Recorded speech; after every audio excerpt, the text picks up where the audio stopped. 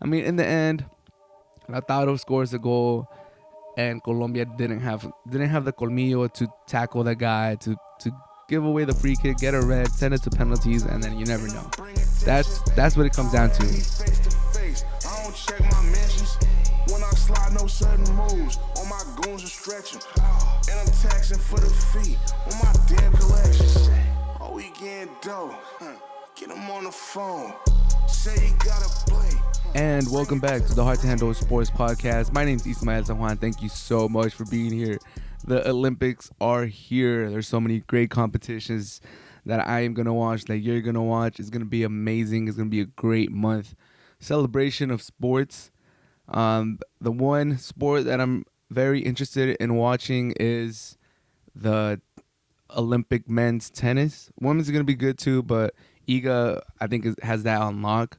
For the men's, there's a little bit more competition. Sinner dropped out, but we'll see how Alcaraz, Nadal, Djokovic does. We'll touch on that. And also, it's been about 2 weeks since the conclusion of the Copa America of the Euros. We got to touch on that. All of that on this episode of the Hard to Handle Sports Podcast. Let's get started. Man, oh man, the Olympics are here. Men's tennis is going to be playing at Roland Garros. It's going to be great. It's going to be on clay in Paris in front of all the Paris great people. Who do I think is going to win? First and foremost, I want to say, happy retirement to Andy Murray. He dropped out of the singles, so he's only going to be playing doubles. A little unfortunate to see him go out like that.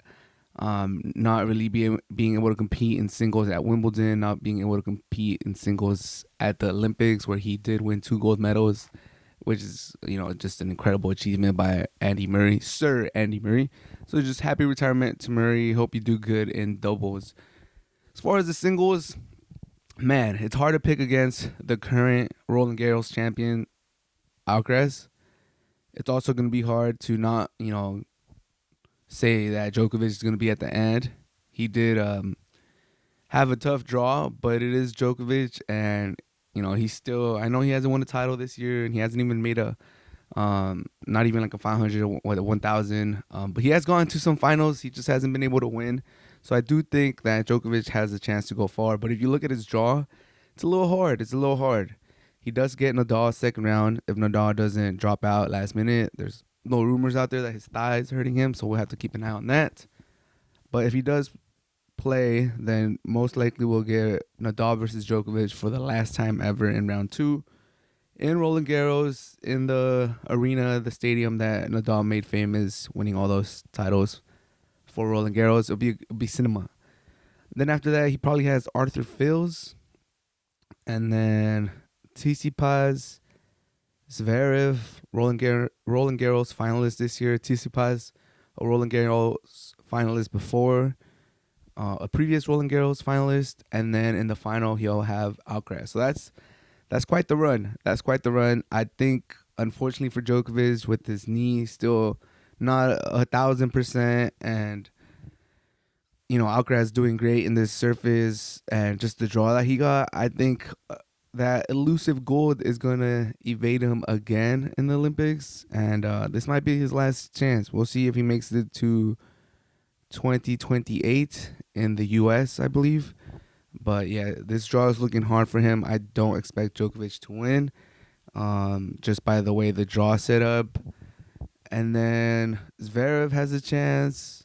I don't really think Tsitsipas, I don't think he could tie 6, 7 matches in a row that he'll need to win this thing. Sinner would have had a chance, but unfortunately, I think he had something wrong with his tonsils, so he had to drop out. It's the number 1 player in the world. It's kind of disappointing. A bunch of other players that could have made it didn't show up, but I think the other side of the bracket, the Alcaraz side of the bracket, is a little softer. So, man, it's such an easy choice. It's an easy way. It's an easy cop out, but I do think Alcaraz gets gold.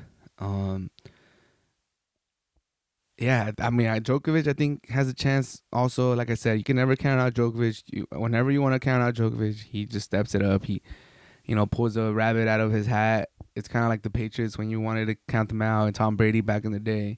You're like, they're done, this is it. And then out of nowhere, boom, another prime comes out of nowhere.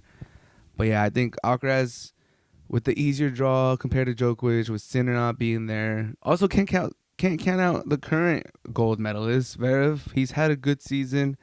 He's known for choking. He choked against Medvedev in Australia, Melbourne. He choked against Carlitos in the Roland Garros final, and then he just recently choked against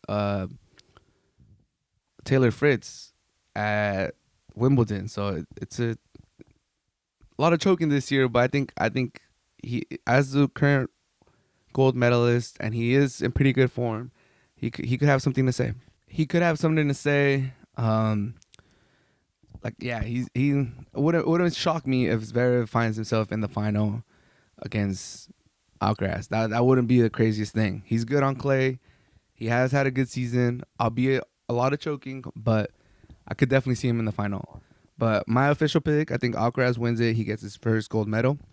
And then I'll be 100% rooting for Alcaraz and Nadal to win the doubles. We'll see if Alcaraz, sticks to doubles. That's another thing you got to consider in singles. If Nadal and Alcaraz go deep in doubles, I don't think Alcaraz will drop out like a lot of people do because they want to focus on singles. I think he'll play till the end. He'll pay respects to Nadal and not leave him hanging. So we'll see how it plays out. But I think Nadal wins. I think Alcaraz wins singles, and I'm hoping for Alcaraz and Nadal to win doubles, and obviously Iga for the women's. And wow, it's been 2 weeks, but the summer of soccer concluded in a great way. Spain stopped England from bringing it home. It was a great final. I was in Chicago at the time. Went to a little pub, went to a little bar, enjoyed it with a bunch of Chicago people, and it was an amazing time. It was a great game. The first half a little lackluster, didn't have too many chances, but the second half really picked up, carried the whole game. The intensity and the sentiment of both teams going for it. Like both teams going for it. England really pushing. It felt like a final. Like sometimes you're in the final and the intensity isn't there, and they're just kind of knocking the ball, and you're like, is this a final or is this like match day 8 in the League One? You know what I mean? Like it doesn't feel like a final. Like the aura is not there. But the aura was definitely there for this final. Like you could feel the intensity. Spain did look like the more dangerous team. They thoroughly deserved to go up 1-0. Palmer comes in for England and scores the tying goal. Palmer, who should have been playing more. That's one of Southgate's, fatal flaws this tournament, was to not give that kid more playing time. He had a great season. He looked dangerous every time he came on, and he could just not take a starting spot from one of these great players. Like, if you're a good coach, if you're a great head coach, you're coaching one of these great nations, you're gonna have to make tough decisions. It's not as easy as when you play for it's not as easy as if you coach Mexico, where like the lineup kind of sets itself. Like you got 6 people playing in Europe. All right, start them. Whoever's in form, you put them in the rest. Maybe you do 1 or 2 switches. If you're coaching England, sometimes you got to make tough decisions, man. It's not easy to bench Foden.